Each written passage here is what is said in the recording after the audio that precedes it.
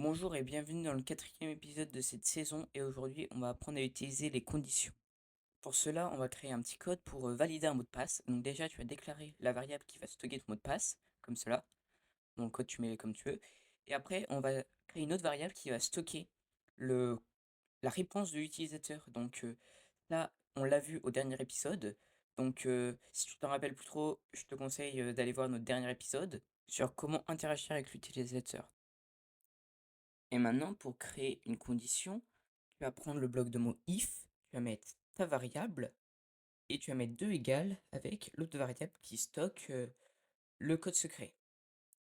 Donc, une fois que tu fais ça, tu mets print pour renvoyer un message si le code de l'utilisateur est égal au code stocké, donc le bon code, tu mets code bon. Sinon, tu vas mettre else. Donc ça, c'est sinon en gros, et tu vas mettre code mauvais. Et le plus important, c'est, tu vois, en dessous les if, else, tu laisses des petits espaces et à chaque fois, cet espace doit être le même. Ok? Ça, c'est hyper important.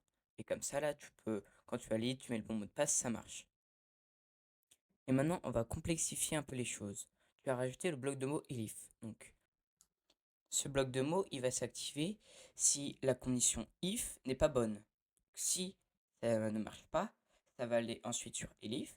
Et si le bloc, le code est égal à, ben là, ce que j'ai mis, c'est égal à rien, quoi. Donc ça va mettre, tu n'as essayé aucun mot. Par contre, si le mot n'est ni égal à la condition if, ni à elif, alors ça va mettre, le code n'est pas bon. Donc quand on teste, ça marche bien.